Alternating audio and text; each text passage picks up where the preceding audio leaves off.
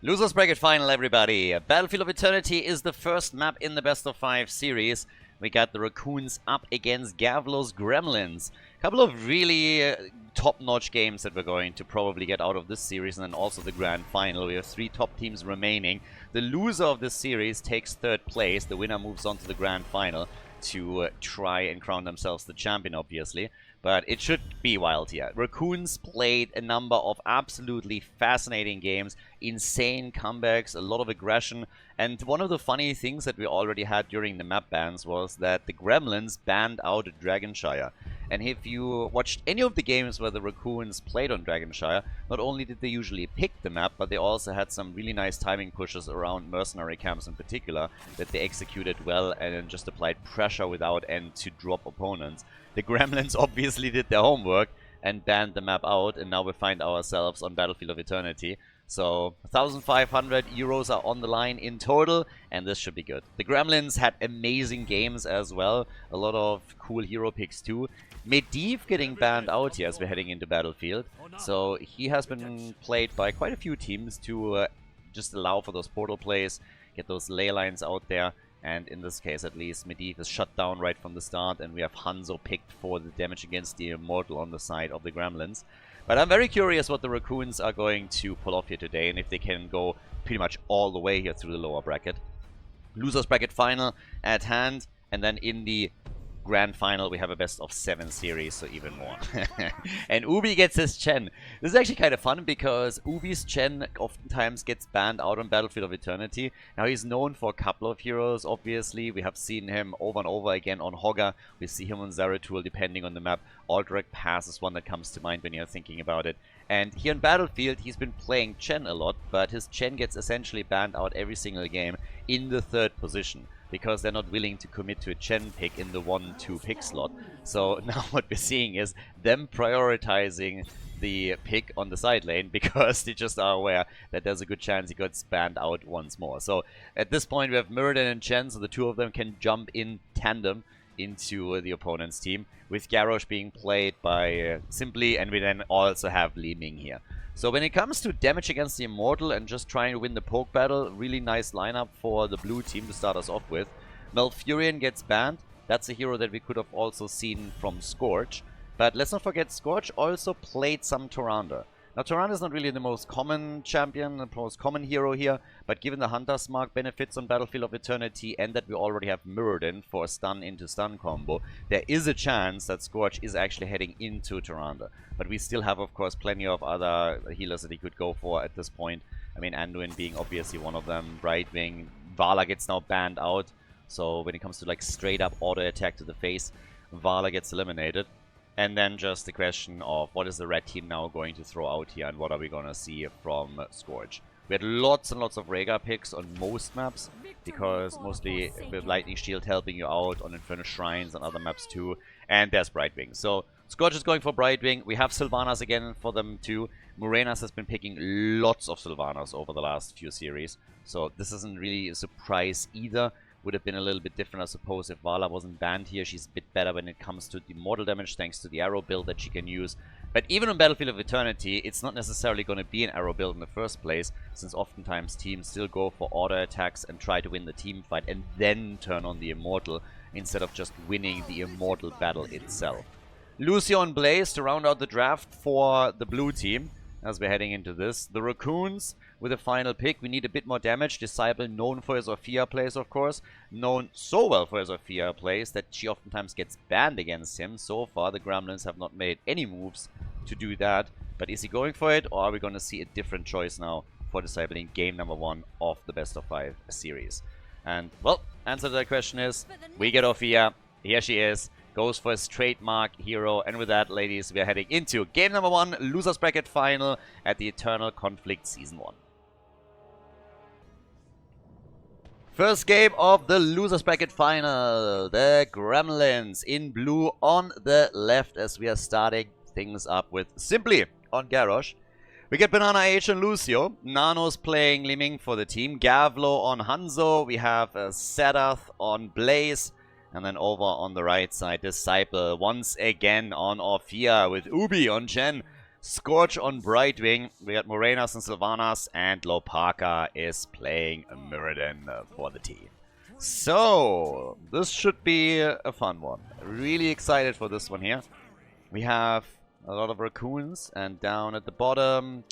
Yeah, I mean, it's really Lopaka that is standing out. Everybody else is back on the Raccoon mount. I'm not quite sure why Lopaka always has to be a little bit different here. So, that's unfortunate, but that's a yellow card as we're entering the game. Raccoon mount would have been way better there. Obviously, there's a little bit of a split between them, as we have now Sylvanas running towards the top lane. Oh, well, actually, Sylvanas was, yeah, trying top side to go for a bit of a structure attack. The blue team already split their heroes on the lane in order to meet that. And, yeah, that's essentially the reason. Eventually, we're going to fall back to the 4-1 split on the two lanes, I would imagine. But at the beginning, if your opponent has Sylvanas in the lineup, you normally want to make sure that they're not attacking a lane with full force, try and take a tower down, and then you have to rotate in a little bit too late. So the 3-2 split therefore explained on the side of the blue team. But there's still pressure happening at the top as they're starting to come in with this.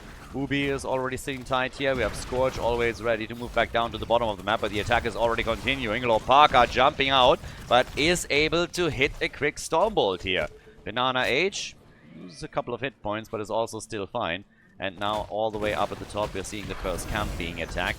Spawns now at 30 seconds in. Teams didn't move immediately for it, but the red team claims it, and Chen is instantly on the jump. Garrosh is coming in too. They go for Sylvanas. She gets a heal and a beautiful jet propulsion straight into the choke point, which leads to a double kill against the Raccoons. Extremely well done by the Gremlins, holding the jet propulsion back a little bit, and then when they had an opportunity, they just darted in. I mean, check this one out. So they're trying to escape to the top, and then Blaze just hits all of them with a beautiful stun, and they follow up on it, get the 2 kills. Lead, therefore, on the side of the blue team. The Gremlins able to get first blood in the game. Now, first objective going to be announced in 15 seconds. We have still a bit of a skirmish happening at the top. And so far, this 1 versus 4 that we normally expect on Battlefield of Eternity has actually not manifested itself. So instead we're getting the 3-2 split, mostly. Might fall back into the typical patterns once that we have the first objective over, but for now teams are just getting ready for Immortal number 1. We have possession for Sylvanas, as we usually do in a situation like this. And of course with the new Inspire mechanic on minion waves, this makes even more sense. We've seen a lot of heavy pressure from Sylvanas in situations like this. Bit of a topside push now with the camp that they have. So Ubi can try and defend the Shamans for a bit longer. At the bottom of the map we have the same situation unfolding in favor of the blue team. But the Immortals are spawning in 4 seconds, and then it's going to be party time. And when it comes to straight up Immortal damage, the Gremlins, with Hanzo in particular, definitely have the upper hand. So now up at the top, the main aggression. Blue team is already in position with Gavlo firing away against the Immortal. And Ophia is slowly moving in with the Shadow Walls and is looking for a couple of slaps here. So it's trying to work those in. 2 kills to 0. We still don't have a single kill for the Raccoons. And they are starting to lose some ground on the objective. But we have at least Sylvanas trying to deal with it. The problem is that if the blue team is showing up in force here, they have the faster Immortal race. It's just what it is. Disciple at the bottom of the map has taken the Shaman out, so that's already the threat gone. At the top side we've seen the same thing happening for the Gremlins, and now it's just all about shielding your own Immortal, while Sylvanas is the one dishing out damage over on the right side and is trying to win the first objective for the team, or at least reduce the hit points on the shield. But with all the poke that we're getting from Li Ming and Hanzo, it's highly likely that the Gremlins take objective number 1. They definitely do. We have a 40% shield now for the red team, but they still want the fight here. They're starting to jump in. Lucio's a little bit low. Simply has to be careful too. They're trying to follow, but everybody just slowly retreating and no kills for the Raccoons. So we see them move towards the top with a duo. They're not going for a 4 or 5 man defense at the bottom of the map. Instead, we're having Sylvanas push together with Chen. Possession already used here, and now they can utilize the Inspire buff a bit to try and take some of the structures out. The Immortal obviously pushing at the bottom of the map in the meantime. Big flip against Mirrodin, Brightwing to the rescue, but the defense is not too bad. Defense is really not too bad right now. The shield is already gone. The wall disappeared, but they might be able to prevent the worst from happening here. That Immortal falls quickly. That's a good defense. So, nicely done. And we have still Ophia just chomping, and working the damage in. The Raccoons still lurking here. Going for the next camp. Mirrodin is sitting at the side, jumps in, tries to connect the Stormbolt, but is only zoning them out. Becomes the target a moment later. Lopaka in trouble and still alive. So Lopaka is able to survive, but it seems that the team might have to give up the camp. Ooh, Banana is low, but even Blaze came in. So did Chen, so it's a 5 versus 5 technically. But, well, Chen arrived a bit late. The camp has indeed been stolen by the Gremlins. Another jet propulsion connect, and Sylvanas is dead again. Sylvanas down, Nano gets targeted and is also destroyed. But Ophia falls next, which means that both of the damage dealers for the red team are eliminated. Ubi on the retreat. Mirrodin trying to save the path for him. Chen thinking about re-engaging, but the focus on Brightwing is a little bit too much, and that is the Fruit Fly gone. Brightwing eliminated. They turn on Mirrodin. He dies too. Jet propulsion on Chen. He gets away, but with the Inspire mechanic and the camp behind it, this fort doesn't stand a chance. So with a 1-level lead, 6 kills to 1, and a fort destroyed, the Gremlins are taking a big advantage in game number 1 of the best of 5 series. Level 10, just around the corner. In time for the objective, of course. So, great start into this losers bracket final for the Gremlins. They're off to a fantastic start here indeed, and should walk away with the second objective, given the ults that they just locked in. Hanzo is going for the big one again. Dragon's Arrows right here. And then on the other side we have the Warlord's Challenge for Garrosh. But the halftime show victory is already happening. So, yeah, they're getting even. I mean, they should even be able to get the second part of the objective without the red team contesting too much. They're just in way too dominant of a position right now. And the window might be closing, but the Raccoons just don't have level 10 yet. So this is going to be 100% shield on the Immortal. Now we have finally heroics for the Raccoons, and they instantly try and force a fight. Gotta be careful. Ophia, yeah. She tried to chomp it up, but that did go nowhere. And now, of course, we have a big push happening at the top lane. They're still hoping to get a kill before the fight even breaks out there. But it's a bit of a dicey one. This should cost the red team another fort, honestly. There's still a bit of a defense that has to be pulled off, but we're going to have minions move in just a second. It's a bit late start, though. But we also have Blaze at the bottom of the map, escorting more minions in. Chen is now reacting to it and is moving to the bot lane. As in the meantime, we're having the Arrow connecting with 3. Li Ming with a follow-up attempt. They're throwing Mirrodin around a bit. And that's a taunt and might even be a kill. Opaka jumps out, is able to get away here. Bunker on the ground. Ophia is just chomping it up still with the ult, dropping it once more. But the fort is gone. No kills. The Raccoons retreating. And therefore the chance to maybe even take the wall out here.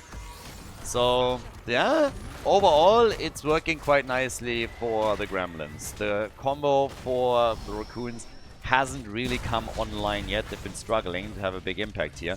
We have Mind Control for Sylvanas, 25,000 damage for Hanzo by now, with 17,000 for Ophia, the top damage champion on the side of the Raccoons. So, when it comes to hero damage, she's the one who's really running it. Another camp up. And Li Ming is the only one that died on the blue team side. So, top side, another camp set on his way. Whereas we have down at the bottom map all 5 heroes for the Raccoons.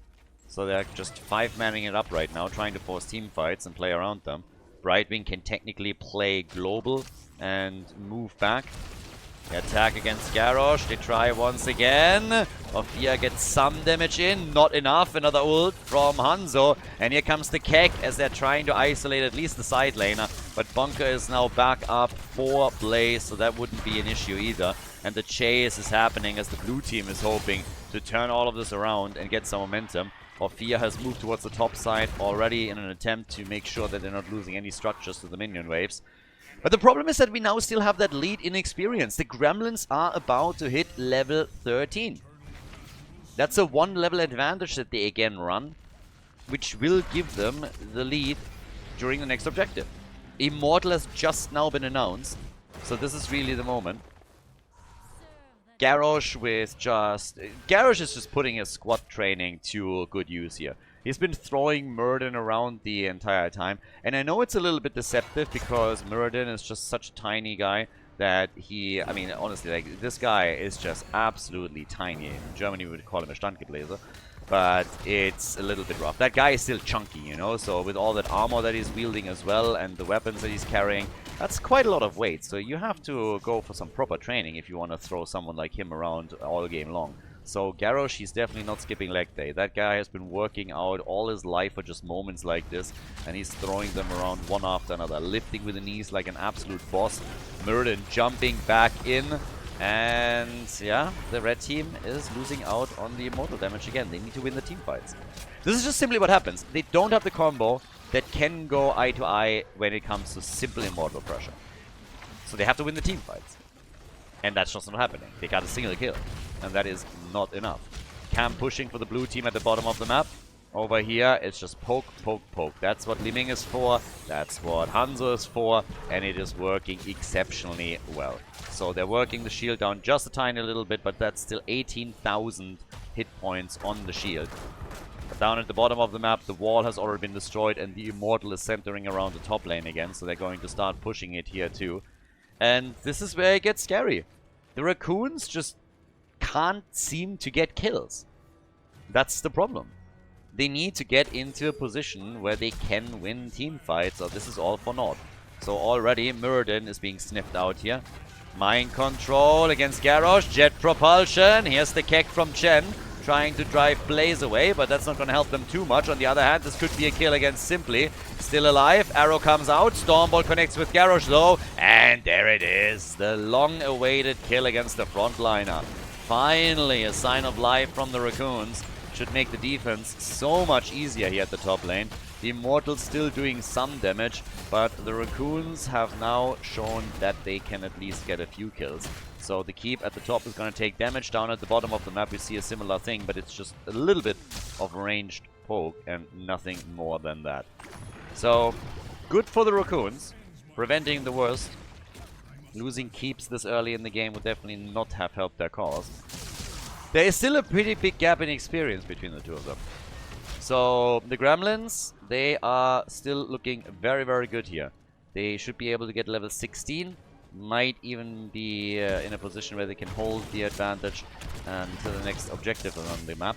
But for the red team, that just means soaking, soaking, soaking, making sure that they're getting to level 16 too. Sylvanas is jumping in. They're obviously trying to exploit that advantage now, which in this case gives us the mortal combo.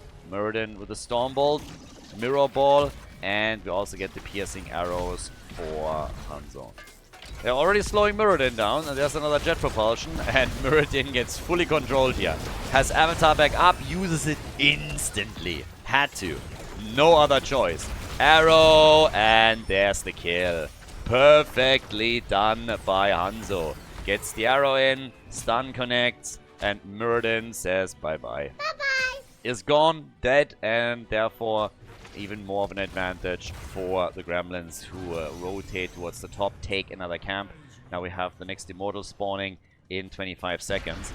Could still be enough for the Raccoons to get level 16 and fight an even battle with their opponents for the next objective. We now have also Mind Devourer completed on level 7 for Ophia. Ophia's damage, if you take a look, she's still top dog on the red team with 27,000. But we have 40,000 for Hanzo, also 40,000 for Liming. So the two of them are really racking the numbers in. And now it's Immortal time. And with level 16 available for the Raccoons, this is probably their best chance to attempt and turn the game around. Good damage against Blaze. Does not have the bunker, but is able to jet propulsion out of harm's way. Garrosh throws him even further to safety. And that one was important. If that doesn't happen, then I think this is a disaster. This is a disaster! Garrosh is gone. Nice damage from Ophia again. And that is just Disciple on his best hero. Goes down to the bottom of the map to just slap a couple of minions around and make sure that those shamans don't do too much. And of course, we have the attack against the Immortal. As always, the blue team that is trying to get some counter damage in. Murden with one zoning Stormbolt after another. But halftime show victory is without a doubt now on the side of the Raccoons. So, that's the moment for the red team to really show what they're made of. Garrosh is still gone for another 12 seconds.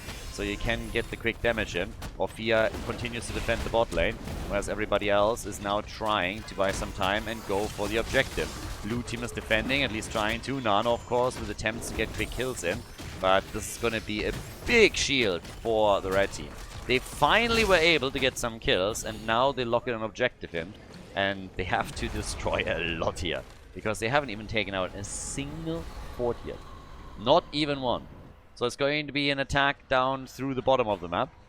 Half the team moving towards the top by now. So it seems like they're going to go for a two-pronged attack. Sylvanas at the bottom of the map, on the other hand. And after they now took the top out a little bit, they're starting to rotate too.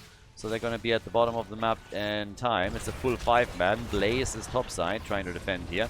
Here comes Sylvanas. Murden with another zoning Stormbolt, keeping them at bay. Here's Chen with a keg, isolating them a bit, buying time for the Immortal. And that's a fort gone, but the team is of course hoping to get a bit further than that. Nice move by Brightwing. So Arrow did not go for the big stun, but Orphea gets Hanzo'd. Yeah. Orphea is down, and that shuts down the attack. They got a fort out of it. They got a fort, and they have damage on the keep wall.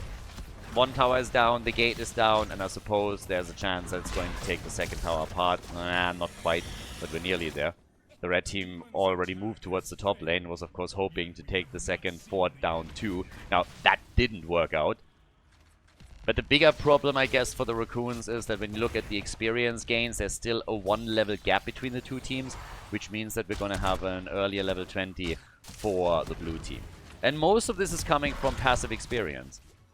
If you actually think about it, with the Raccoons leading in minion XP and being nearly even in hero XP, the biggest gap is really passive XP, but yeah. If not for their excellent work on minion experience, the Raccoons would even be farther behind, which would of course be a huge problem, but it is tough enough as is. They need to go to level 20 and need to make sure that they are getting their Storm Talents. The blue team nearly has that advantage, and it's got to be there for the next Immortal. Yeah, it's a little bit of a tough one. If you're the Raccoons, how exactly do you play that out? Do you play for the Immortal? Do you still try and take that fight, even though your opponent has a huge talent advantage over you? Or are you instead just trying to defend, buy yourself some time, go for level 20 and then defend with it? That's essentially the choice that they have to make right now. It's not going to be easy. I mean, if you look at the level 20 talents, you have the Fortified Bunker in, we get Repulsion, we have Bullseye, and in addition to that, Mix and Fire. So there's a lot of really powerful tools that now dropped into the hands of the Gremlins. And it's exceptionally uncomfortable for the Raccoons to fight enemies. And it seems more and more that they're just going to try and get experience for now. Maybe work a little bit of damage in. And they do. They're all here, just at the spawn. The race will, of course, be won by the blue team. But every little bit that you can do to reduce the shield is already a win. The red team is absolutely okay to fight right now. They're totally on board with this. They're not going to get a better fight than that. Defense at the bottom of the map, nobody sitting at the top. There is a camp, though, that still pushes for the red team. If nobody reacts soon, then this might actually destroy the fort. And it seems like they're going to get that fort for free. Blaze is now coming in, but he's going to be too late to save the fort. So this is a good one. This is actually a really nice one now. They get the fort at least, now they just have to try and defend at the bottom of the map. Obviously with that little caveat that we expect them to hit level 20 in a moment. Taking the minion wave down here, that would of course help. So we're already playing with possession a little bit. There's the flank though, there's no level 20 yet, that's the problem. Yeah, and there's the arrow, connects with two, Bullseye's a follow-up, and that's disastrous. Down goes Orphea, then we go for Murden. Lopaka is able to jump out thanks to Rewind, but Hanzo is already following up on it. They're getting the kill, and now it's likely gonna be game. If they would have been able to just fall back to their keep and defend with level 20, I think there's a chance that they don't lose the game here. But the Gremlins, after they already took the lead earlier, they're just doing a fantastic job going in for the keep, trying to kill the last panda standing. Ubi is gone, and it's a 5-man team wipe as the Gremlins go for victory number 1 in this best of 5 series, the losers bracket final of the Eternal Conflict Season 1. Battlefield of Eternity goes to the blue team. Nicely done. They take the lead against the Raccoons. GG and well played. We're going to head straight into game number 2, but before we do, once again guys, if you enjoy the coverage on the channel here, if you enjoy the match, please like and subscribe. Subscribe to the channel, like the video. It also helps to boost the game to an even wider audience. And of course, it helps to get people back into Heroes of the Storm as the algorithm recommends the videos to people that were interested in Heroes of the Storm in the past. So again, before we continue, if you haven't done it yet, subscribe to the channel and like the video. Appreciate it. And with that, we're heading straight into the second map of the series. Game number 2, Infernal Shrines, is our map, and it was chosen by the Raccoons. Now, again, their go-to map, Dragonshire, was banned out. I talked about this during draft number 1. Now we have Infernal Shrines coming up, and the Gremlins have taken the lead. It was honestly the flank from the blue team. The Raccoons were obviously trying to get to level 20. They see that minion wave, it's a juicy one, they don't see anybody around, they think they have enough time to come in and do their thing. But then Li Ming gets in range, pops her ult, and then splits Ophia, I believe it was, off first, and all of a sudden the Raccoons find themselves forced into a fight that they don't really want to have. So if the red team can retreat there, get to level 20, then I suppose they might have a chance to at least defend the core, if not the keep itself. But the way this panned out was obviously not really working for them, so a bit unfortunate. In this case, good job by the Gremlins though. They already had the lead throughout the game. It was just towards the end when it seemed for a moment like the Raccoons might be able to come back here. Feels like the Gremlins, despite their victory, have now also realized that not banning Orphea is probably a dumb idea. So they ban her out. And yeah, it's honestly kind of funny to see these respect bans against certain players. I still believe Disciple is not going to be too happy about it. But we've seen this from quite a few. I highlighted Virgil in the past to always place D.Va when he can. And D.Va gets banned out against him a lot. Now we have the Orphea ban against Disciple pretty regularly too. Blaze as a first pick, that doesn't really surprise either. Blaze is still the strongest side laner. Just generally speaking, he gets played by far the most, has a great win rate too, and that has been the case for 5 years, 6 years, something along those lines, so for a very, very long time. Dehaka and Hanzo try and counteract this a bit. Hanzo this time, therefore, for the red team, and with Dehaka you have not only the AoE damage, but you also have the global positioning. Ubi great on that hero too. Could have seen him go into Hogger, and I think he would have preferred Hogger, but that was the first ban that we saw from the Gremlins, so therefore he deviates away into a different one. We get Blaze, Gul'dan, and Johanna as the first 3 for the Gremlins, and with all of them you have AoE damage, so Gul'dan can easily control the shrines when they happen, and has also Horrify that he can utilize. On top of that, you have Jojo with her own AoE clear and the Blessed Shield to set things up for them. Lucio gets banned. You could still get a bit of a nano boost for Gul'dan, I suppose, if Banana goes for Ana. But time will tell what we're getting here. We don't put it past them, but there's obviously still a lot of heroes that have also fantastic area control. We've seen Deckard here in the past. Malfurion is someone that gets picked a lot. Rhaegar also another really good choice. But apparently they're done with Lucio for now. And that brings us to our final ban for map number 2. And it is Diablo. Lopaka played Diablo on Infernal Shrines once or twice. He's oftentimes trying to jump into a Johanna play himself, but his Dibbles is banned out. And what we've seen, I believe, yesterday in the games of the... I think it was an Infernal Shrines map where the Raccoons played Hogger plus Diablo and had a lot of control with them, not only on the Shrine but also in teamfights in general. So both of those are now being banned out by the Gremlins. And as I said, they clearly have done their homework. So Tyrael and Brightwing, the choices for now. And, well, with that, we now have a potential Sanctification, I suppose. I guess it depends a little bit on what the last pick is going to be, if Sanctification makes sense for them or not. We have with Tyrael also a great Judgment into Arrow combo from Hanzo, if you want to play it that way. So, could see either. If you tee things up with Judgment and Arrow, you have Dehaka with a guaranteed lick. Brightwing has still the poly.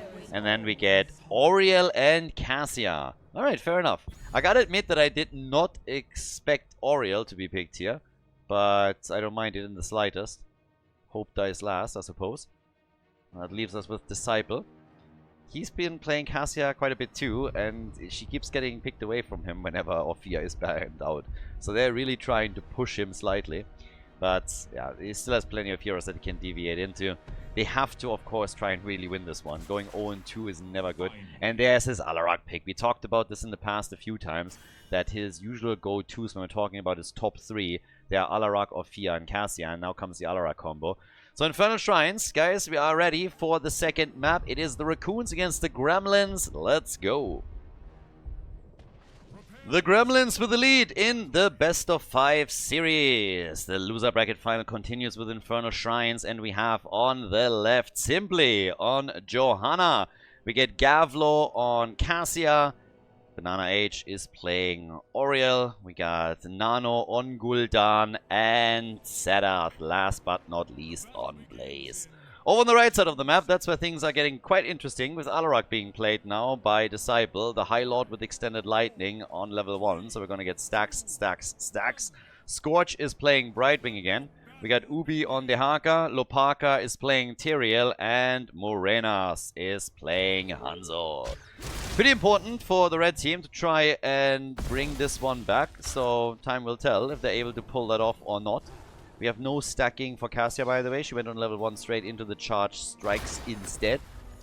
But top side, that's where we're already having Alarak being busy trying to execute a bit of a combo and rotating over with Dehaka. Bit of a skirmish happening in the middle of the map, of course, as well. Usually what we're seeing from the Raccoons is, let's call it controlled aggression. That's what we're seeing quite a bit. But the question obviously being, can they this time do a bit better in these team fights? Because they clearly struggled in game number 1. Now very different team compositions and map for a second go around. We got Pursuit of Flame with the Fell Flame build for Gul'dan. So working on the quest to get the extra AoE here. And teams are working on their camps with the Gremlins locking in a second one at the bottom of the map. Or at least trying to. But Morenas is interrupting this a bit and is just double checking to make sure that it's not an easy grab for the blue team. Jump out, Brightwing is saying hello as well. And still everybody totally fine over here. Few stacks coming together. Increased clarity is coming in. So we have 4 stacks also for Gul'dan for now. Middle of the map. A little bit of aggression against Gavlo. Is that a kill? And it should be. They certainly want it, and they're gonna get it. That's first blood right there.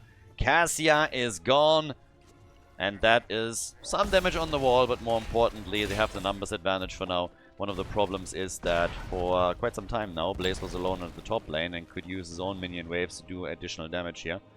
We have the first reward on the side of the Extended Lightning by now. And on top of that, we have, of course, negatively charged now as the level 4 choice. So this is where things are going to get interesting. This is where Disciple has to try and stack this up as best as he can and get that late game damage going.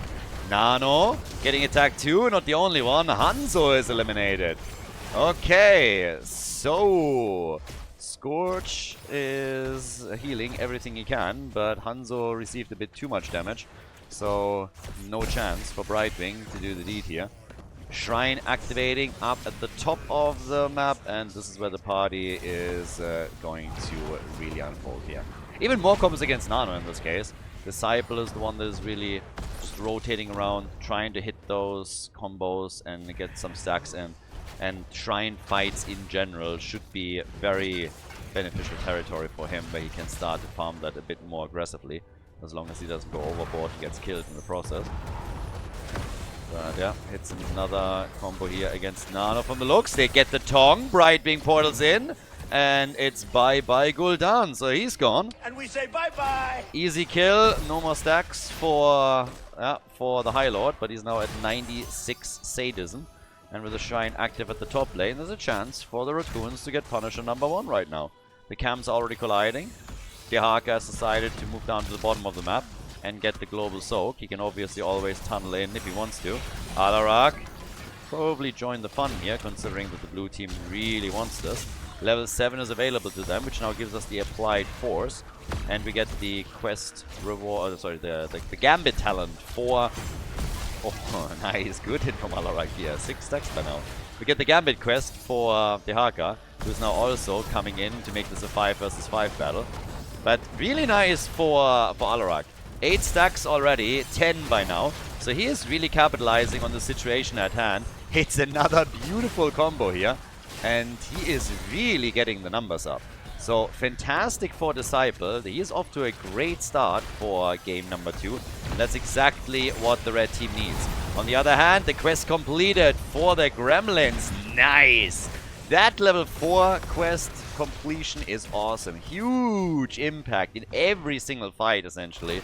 And that is done so early in the game that JoJo is going to be even more annoying now than she usually already is when you're playing on this map. They're dead even, by the way, in Shrine minions. So, the jet propulsion of Doom! Oh my god, they just got wrecked. Full triple, and that was glorious. Alarak dead, Sadism lost, and the Punisher now taken. Look at that beauty. What a work of art. First, we had JoJo come in with a Condemn, and then we're seeing the big hit. Absolutely amazing. That one hurt, and boy, is this brutal at the top lane now. That's the 4th gone. Amazing.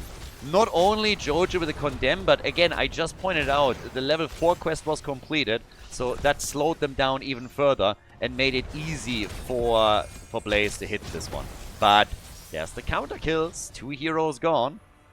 Doesn't get them their 4th back, but that's at least... I mean, as a consolation prize, this is pretty nice. Your opponent takes your 4th out, you are at least able to come in and take down some of their heroes to close the experience gap a little bit. But obviously, that slap around in the fight was rough. Now level 10 abilities are ready, which means we're getting Aegis. We have Bunker. Ooh, and JoJo's toying with us. No Blessed Shield picked just yet. Ah, but there it is. No Falling Sword. They're still fighting for this one. Arrow comes out, but we already had the trade taken. Another triple jet propulsion. And with the Horrify, red team is falling back again. Ult from Cassia with also big damage. And Ubi gets targeted and kicked across the stream. The dinosaur extinct again. Last time it was an asteroid. This time it was Gul'dan. Level 10 versus level 10. More stacks though for Alarak. So as long as Alarak doesn't die too much, they're gonna be fine. Get the stacks in. Make sure that you don't lose your sadism. And you're gonna be Gucci. In the damage department, he shouldn't be too bad either. He's sitting at 16,000. That's actually top damage for the red team now. But it's gonna get wild here. Gul'dan is way more. He's up there. 26k for him. Most of the camps, all of the camps at the bottom of the map now claimed by the Gremlins. Disciple gets the heal from Brightwing. Still fine, sitting at 19,000 damage, but more importantly is working those stats. Needs to get the hits in on his level 4. Has gone on 10 for Counter-Strike. And just as a bit of a side note, since we spoke about it during the draft, we have Tyrael opting for the more defensive version with his Sanctification. So no aggressive plays from him. Sanctification, talking about it. Yeah, well, he got set on a short cooldown, so that's Alarak gone, and a beautiful kill for the Gremlins. This is exactly the hero that they need to eliminate. Hanzo is now dead too. This 5-man is just crushing through it. They are going through this top lane, through this mid lane, like hot butter through cheese. Taking one hero down after another, playing Heroes of the Storm Whack-A-Mole. Whatever shows up gets slammed into the ground. And they're going straight up for the next 4 tier to increase their passive experience gains even further. So, yeah, well done. Really cool and aggressive moves from the Gremlins. I gotta say, they are delivering. They were waiting the entire time in the loser bracket final. They were only defeated in the winner bracket final by Team Rip. And so therefore they are here in stellar shape. The Raccoons with a fantastic losers bracket run. But they might have found their match here. This is a tough one for them, for sure. So as it stands right now, we have Simply still moving around, yeah, trying to get away here. Camp's claimed at the top left. Shrine is up and active. So this is going to get interesting. 13 on both sides. There's no talent advantage here. They're going to fight this out. Tyrael has Sanctification still available. Might have to use it early. It's actually in a bit of trouble. Horrify back up in, well, now.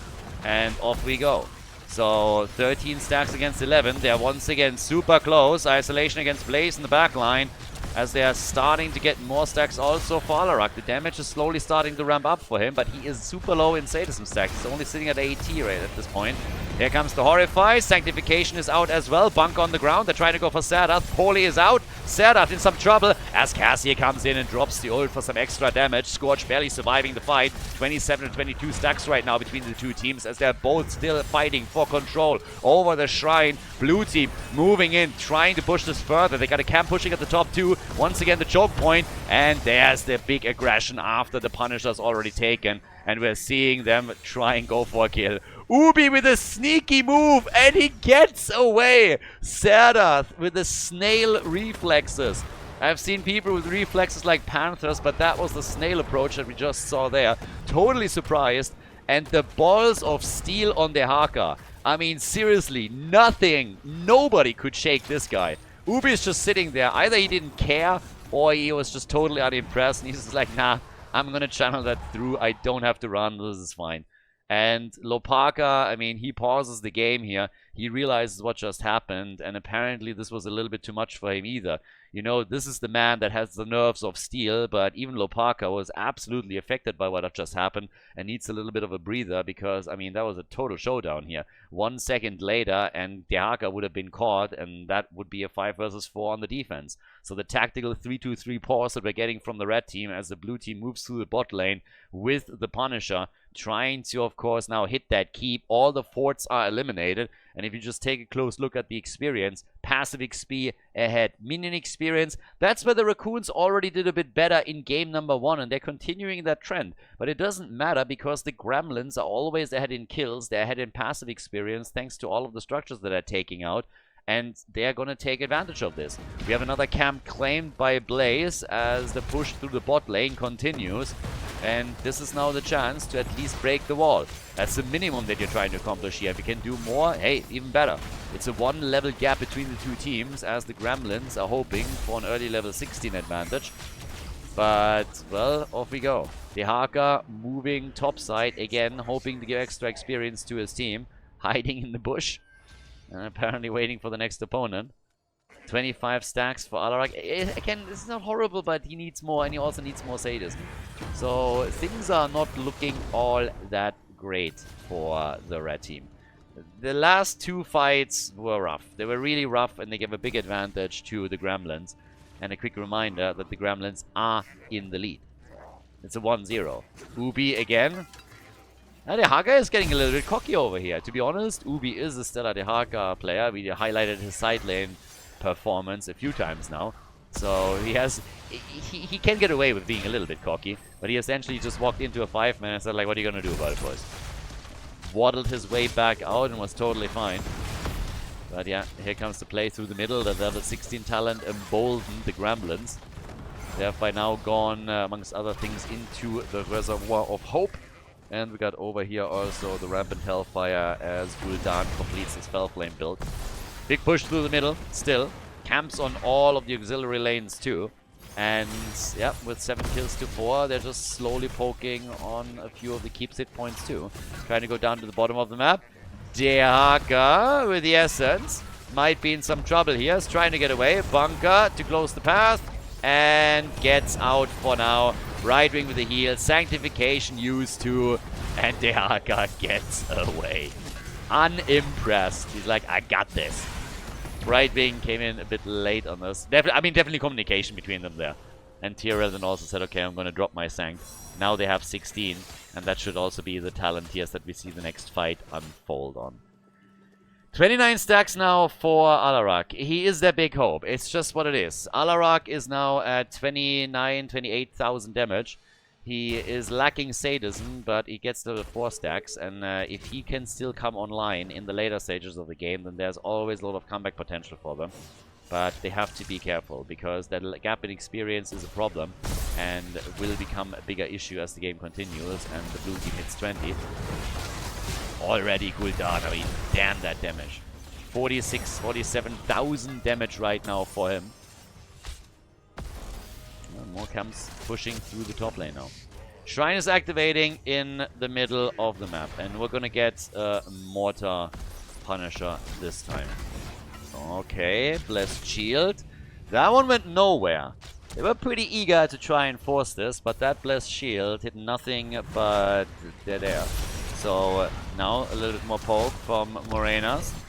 Raccoons still looking for a chance here. Gavlo, by the way, also on a Raccoon mount, just pointing that out real quickly.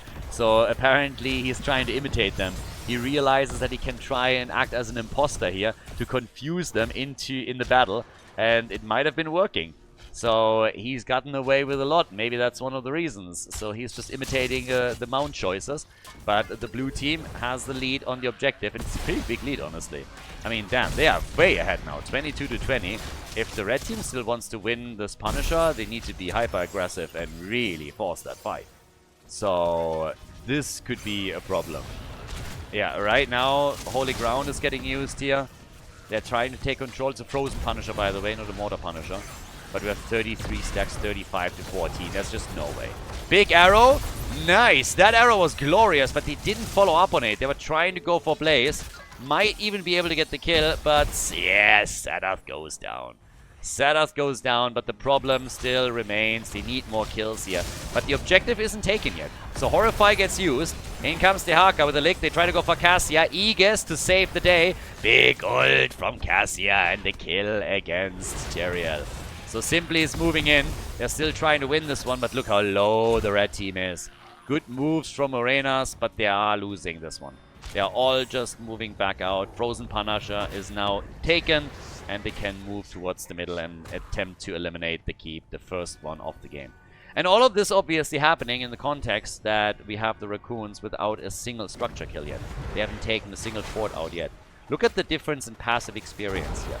6,000. They make up for it with the side lane pressure. I mean, Dehaka in particular has done a fantastic job getting all of these minion waves. And now that Blizzard with the last patch changed the way that experience globes work and how long they're active on the map, now it's obviously very important that you have crisp rotations. And that is something that the Raccoons definitely do well. They've done it well on Battlefield, they're doing it well here. Can you imagine for just a moment if the teams would be on eye level when it comes to minion XP? The gap would be 12,000 wide, which is kind of nuts. So yeah, that is huge. Good for the Raccoons to keep themselves at least in range when we're talking about this. The problem is that with the keep now destroyed in the middle of the map and the blue team posturing around at the bot lane, there is every chance that with those storm talents that just now got picked by the Gremlins, they are also taking out a second keep. So slowly and steadily, they're not only losing ground here, but the red team is losing a lot of ground. 42,000 damage for Alarak, 48,000 for Hanzo. Alarak now with 44 stacks on level 4, 93 sadism, but they need to defend, they need to wait for level 20. They need something here.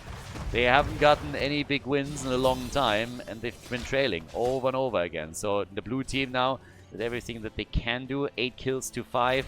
We have over towards the middle, the defense still strong. At the bottom, they were able to safeguard the keep, so great for them. On level 20, we also got blinded by the light for Jojo, and Aegis got also upgraded into the Diamond Resolve. So, yep, this is okay. This is really where we might have a chance for the Raccoons to tie the series up. We get with level 20 Hasty Bargain for Alarak, so that's one. Then at the same time, we're getting the Holy Arena for Tyrael and the Bullseye for Hanzo. So now they can fight on an idle level. But they have, as I said, they are now 4 structures down. And they gotta win something. Alarak is not going to get a lot more opportunities to stack until they really need him to wreak havoc and dish out damage. Hanzo obviously is going to chip in on that too. Try for the combo down here, talking Alarak, Horrify, Sanctification. Here's the Aegis, and Alarak is still alive. That's the good news. The bad news is they're all on the run here.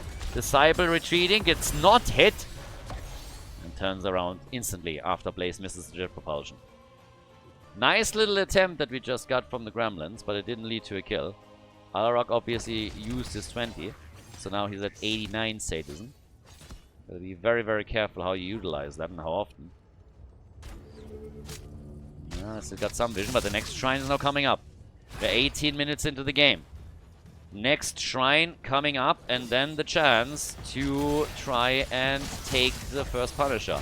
They go for Jojo, good damage, not enough to get a kill, but at least they forced them back and they will have a decent position here. Now, keep in mind, with the blue team still having their forts, they also have fountains that they can use during the battle. Just retreat, tap, and then re-engage into the shrine fight. So, red team is taking the initial lead on the objective. Has to really make sure that they're pressuring this right now. Alarak still hitting one after another for more damage, but they need to translate that into actual kills. 8 kills to 5, all in all right now. So once again, Disciple making his moves, jet propulsion missing from Serdar. 19 stacks to 4 on the shrine. Red team is locking in a few more as the Haka is always looking for the next lick here, trying to threaten Banana H, but the positioning of the healer has so far been spectacular. Lopaka is low, he's not the only one. Morena's also in trouble. Here comes the Holy Arena. Full use from Tyrael as the Holy Ground and the Haka are still playing this out, and they do not have a fountain here. The arrow connects, they need the combo, they use it, and they just cannot get that kill. The Haka gets attacked, Brightwing wanted to come in for the rescue, goes down, that's a 5 versus 4 now, and a beautiful spot for the blue team to be in.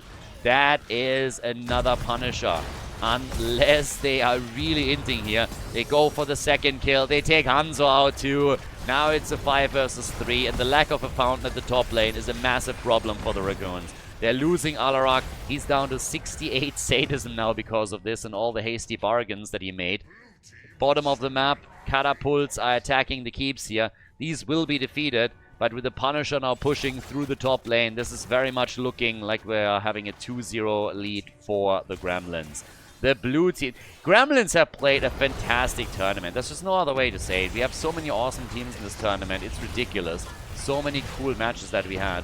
But in this best of 5 series, it will be the blue team that takes a 2-0 lead in this best of 5 here in the losers bracket. We got the Gremlins with a push for the core. Nothing the Raccoons can do. And this is the victory on Infernal Shrines now for Gavlo's Gremlins. Nicely done, well played. GG, and we're heading to game number 3. Coming up next, we have the 3rd map of the series. If you guys enjoy the content, also consider to head over to patreon.com/Khaldor, support our efforts to keep the Heroes of the Storm esports scene alive there. It's the best way to support the channel. Huge shout out to everybody that is already a supporter. You guys are really helping to keep this alive, and you help us to host event after event for the game here. Especially after Blizzard abandoning this already 7 years ago. It's absolutely fantastic that we're still able to do this here. So big shout out to all of the supporters. And again, if you enjoy the coverage, if you would like to support us, head over there and check it out. Thanks a lot. Enjoy the next game. Game number 3, we're heading to match point number 1. It is Aldrake Pass, and once again the Raccoons decided that they want to have the map choice. Now, I gotta admit that the Gremlins are crushing it today. Really fantastic performance by them, and tip to the hat that what they pulled off in the last few games was solid. Very good performance, not a lot of weaknesses that the Raccoons were able to exploit. In both of the games there were a couple of moments where I thought, okay, maybe now the red team can make a play, and then they were shut down again. So they have to change something. They really have to change the dynamic here, or they're going to be eliminated from the tournament and take 3rd place in total, which would mean that the Gremlins move on to face off against Team Rip for a rematch in the grand final. This is the losers bracket final, as I said before, best of 5 series. Your fear ban is still maintained as the Gremlins just shut down Disciple as they can. And yeah, we'll see. With Aldrich Pass being the map, I would also expect a Zeratul ban, to be quite honest. Hogga has been banned, or that would have been the first pick for the Raccoons. But at this point, depending on what exactly the Gremlins are going to take, Zeratul is likely. I could totally see Zeratul as a third ban for the Gremlins. If I look over at the team on the side of the Raccoons, and there's one hero that I had to really highlight, or one player that I had to highlight that could at this point become the biggest problem, it would probably be Ubi with Zeratul. He has played this hero over and over again on Aldrich Pass, so might be the smartest to just ban that out. If not, they could target Lopaka again. We'll see. But would be a ban, why would not be a shock to see it. Depends, honestly, whether or not the Gremlins think that's a threat, because they have done their homework, as is pretty clear through all of the drafts that we've seen from them so far. So they definitely know. But we get Sergeant Hammer banned out. So Hammer is gone. We started off with Sylvanas and Rhaegar. These are two very typical and regular picks for the Raccoons. Morenas and Sylvanas has been played time and time again. Rhaegar is one of the most played supports currently in the tournament. And, well, moment of truth. They let Zeratul slide and they go for Tyrael instead. So, are we going to get Zeratul? That's the next question. They go for Yrel first and then for Muradin. But, as I already said before, we have seen them shift things around when they feel Zeratul is a good option. So it depends a little bit on what's now being taken as a support and as a second damage dealer for the Gremlins. If they all of a sudden come in and drop Falstad, for example, for some global pressure, then Zeratul is more or less inevitable, I'd say. And we would have a switch between the heroes here. Gavlo with Malthael, only the second time now that we have Malthael in the tournament. Okay. And that brings us to our final pick. Again, this is match point. Third place would still be respectable for the Raccoons, but after the losers bracket run that we've seen from them, this is definitely not where they thought this story would end. So here comes Falstad. They don't go for Zeratul, they pick Falstad for themselves and have now global pressure against the opponent. Let's see if it works out. Likely going to be a bit of a macro game approach from them. Aldrich Pass, game number 3. Gremlins with a 2-0 over the Raccoons. Game number 3 on Aldrich Pass starts us off with Nano on Hanzo. Simply on Johanna. We have Gavlo on Malthael, Banana H on Brightwing, and Sadath is playing Blaze.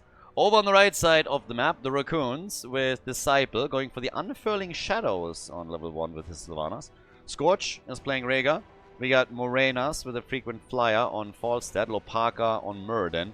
And Ubi is playing Yrel.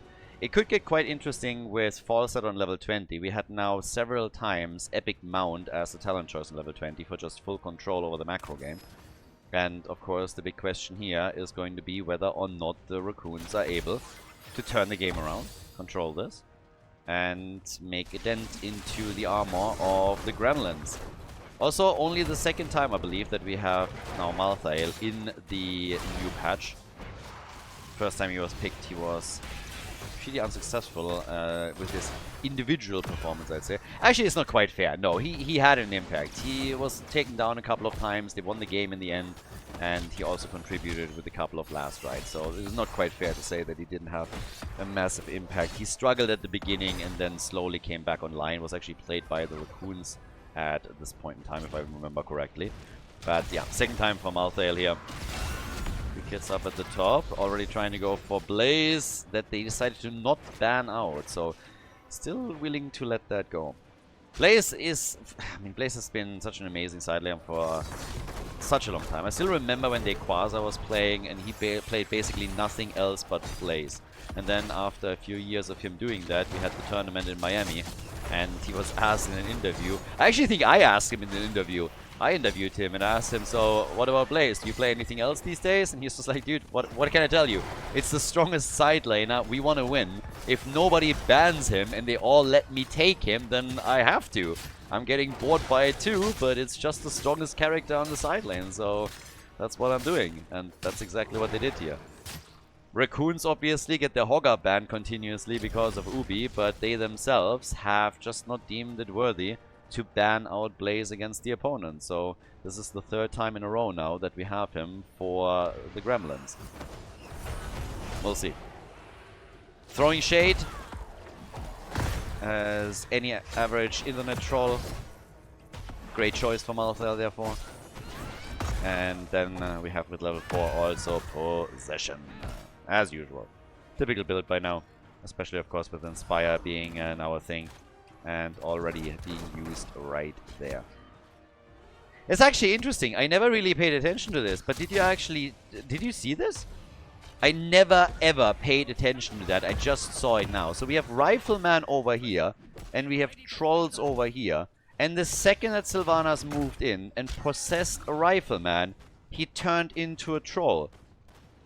The fuck is happening there? Like, he's transitioning, or what is what is going on here? He self-identifies all of a sudden as a troll? Like, what kind of magic is that? I thought you're just possessing stuff. I didn't know that you're going for like a full magic swap there and turning it like fully around. Like, look at this happen again.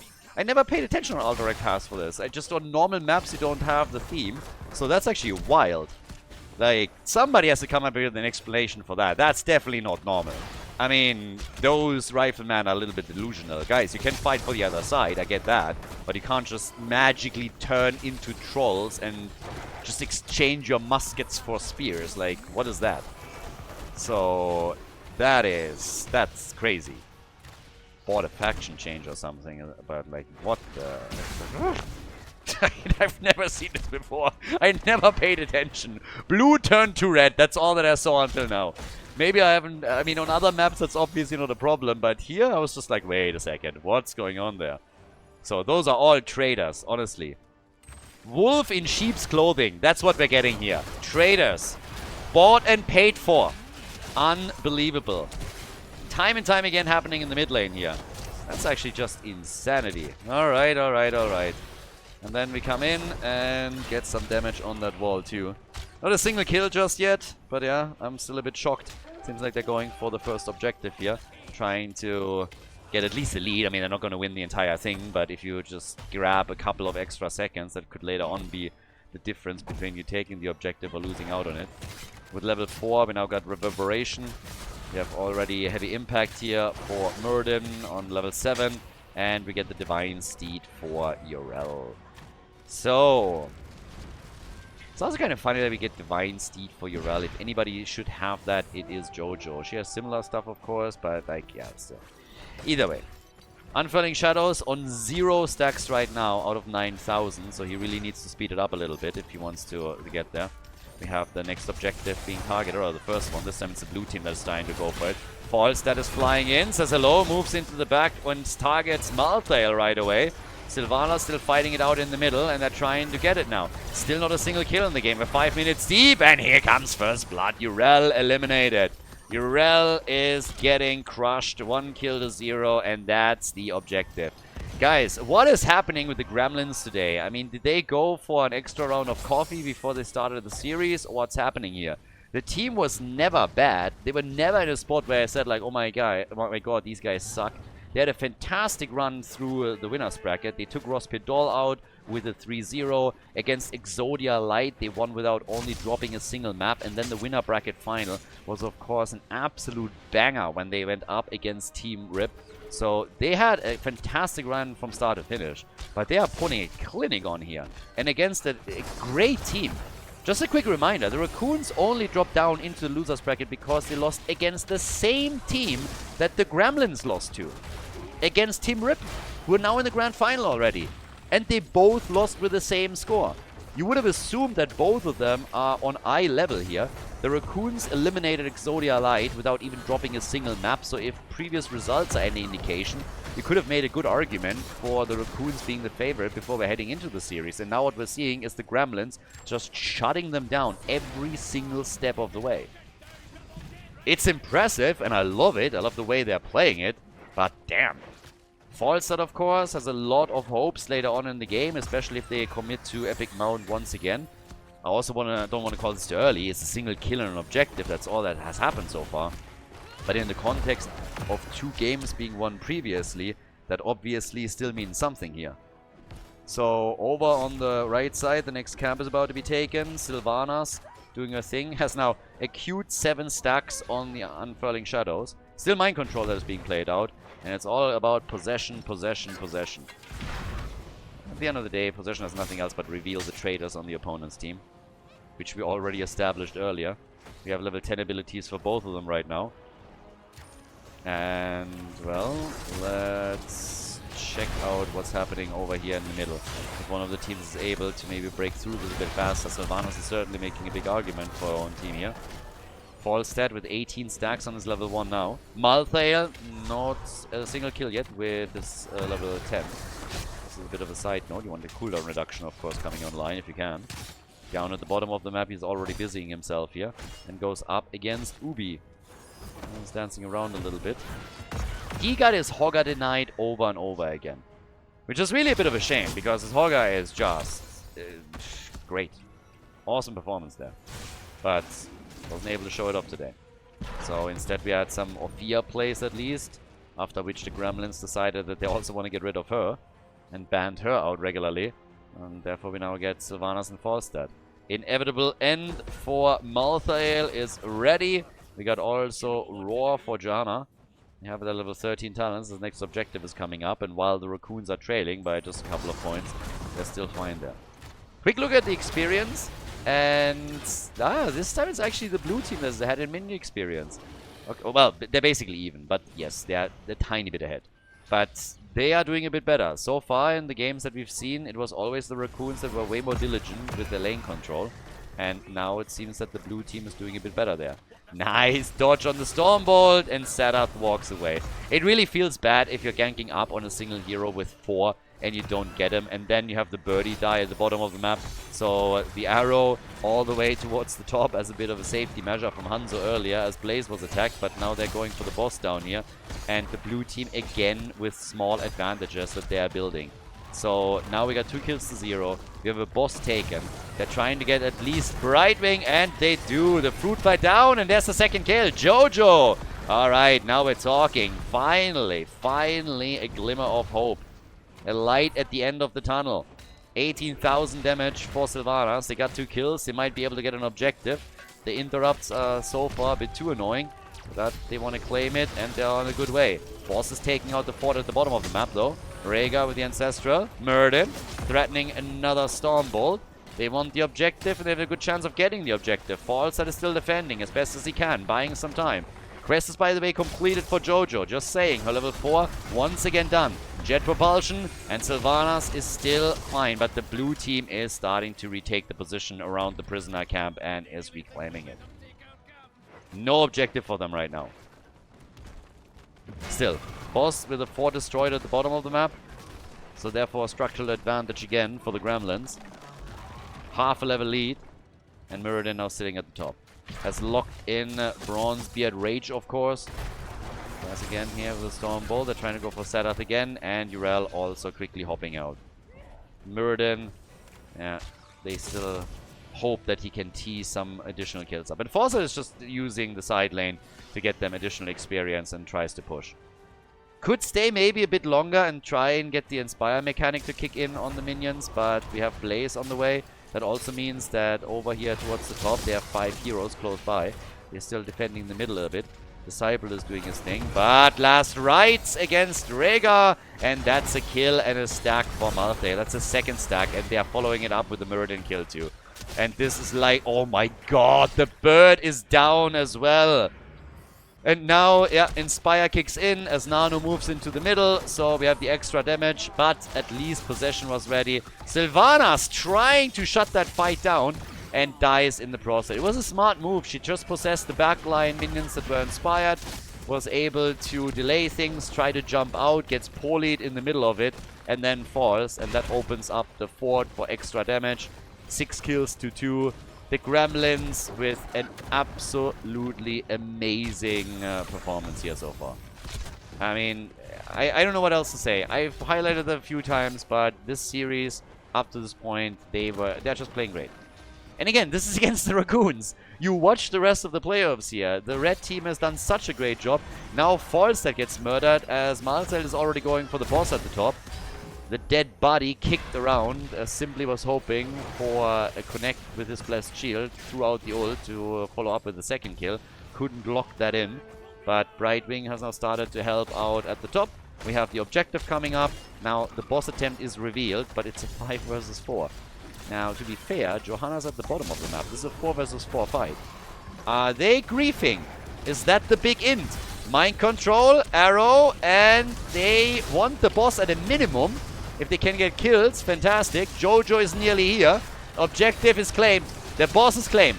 They got the kill on Blaze. What else can they do? Falstad has moved back towards the middle to defend, but that was an important step. This helps them. I don't want to go so far as to say to get back into the game, but it helps them to mitigate the effects of the lane push that is now coming up. This would have been so much worse. So right here we have the quick hit in with at least the fort destroyed. They got the kill against Blaze. Now they're trying to go for Johanna. That didn't work either. Up at the top. Yeah, boss defeated. But it limited the damage that could be done. So that's the good part. But obviously, it's still a massive lead. Nice play into the corner. They needed more body blocking. They didn't get it, and they didn't get a single kill. Oh, that hurts. They needed to block the gap right here a little bit more, and they could have gotten at least 1 kill. Maybe even 2. So, 7 kills, 2-3, and still trying to recover. It's been the story of the red team for the entire series. 38,000 damage now for Sylvanas, 52,000 for Hanzo. If they make it to 20, I really want to see if Falstad is going for Epic Mount again. Considering how much success they had with some of their macro plays in previous games, I think that might be a good one for the Raccoons, if they somehow can pull that off and keep also Falstad alive, of course. Jet propulsion, poly. Here comes mind control and avatar. Arrow completely missing. They are gusting. They're trying to go for. They're trying to go for Blaze again, and just couldn't. 100 stacks now, basically, for Sylvanas on level 1. Jojo down at the bottom of the map, and well, there's where soon level 20 is going to be active. So that level 20 talent is really the biggest problem. We're talking about more than a level advantage, so they're going to run with that lead for a while. Now a bit of a play towards the middle. That one not too bad. That actually gives them some extra time, and Muradin is making sure that he is covering the flank a bit. More or less, because then all of a sudden Jojo appears. Rhaegar is completely caught. And might even die. Last rides, still alive initially, and then he gets dropped. So Muradin was attempting to protect the flank, and somehow they snuck past him. At least Jojo did, so he didn't cover that angle. Apparently didn't have vision, and that means 2 heroes are now gone. So that turned from a pretty nice little attack that was supposed to do damage on the fort into a small disaster where they lose 2 heroes, and the opponent hits level 20. And, well, make it 3. There's the third one that goes down. 10 kills to 3, and Falstad is doing a side lane thing as already highlighted. So Inspire kicks in, helps him with a bit of extra minion damage, of course. Yeah, gets the boost back activated. Once that you attack a structure, it lasts for 3 seconds, so he needs to keep that going. But he can take the fort. The problem is just simply that there's an objective now up that is being claimed, and there's a boss at the bottom of the map that they're going for too as well. So Falstad is just trying to get some damage in, and is hoping... No way. Can they really save that one? Oh, that hurts. He can't even kill that. Oh, boy. Should maybe just wait here to take it down after all. They're gonna get level 20. If he stays on the lane and takes another minion wave out, then they're gonna get level 20. So he goes for the minion wave here. The fort will still be standing, but they should be able to at least get Storm Talons for the defense, and they need them to. They can already go for an early defense against the boss at least. Nobody's pushing with it. Instead, the blue team is waiting for the objective, but they need their 20s. And then we'll see if Falstad goes into Epic Mount or decides that Wind Tunnel is going to be the better play for them here. But he, as you can see, he's actually waiting it out. So makes the decision then later. If they need it at the core to defend, for example, then Wind Tunnel might be the play. But nope, there it is. The commitment to Epic Mount. The commitment to the macro game again. And given that this is all direct pass, where you need to take 2 of the of the keeps down anyways, if you want to have a successful run at the boss, then at the core, then that makes perfect sense. So they're already starting to slowly move back here. Euro! And okay, she's fine. She had her ult, popped it. Arrow from Hanzo. Falstad already used his gust. Everybody just trying to get out. And they can. The fort at the bottom of the map is likely going to fall, but here in the middle, a defense is definitely in the cards. Falstad is getting murdered. They want a chicken, they get chicken. Here's the aggressive push through the middle. Inspire activated. Objective is still there. One keep down. Make it two, baby. And all of a sudden, the core is wide open. Maybe a chance to end the series right here. The Gremlins, they're going for victory. 70,000 damage for Hanzo. 55 for Sylvanas. It's a double kill as Sylvanas and the Rega both fall. What a performance by the Gremlins. I can't wait to see them in the grand final against Team Rip. The Raccoons just not showing up today. Not their day. The Gremlins too strong. A 3-0 slap in the face as the Gremlins move to the grand final. GG.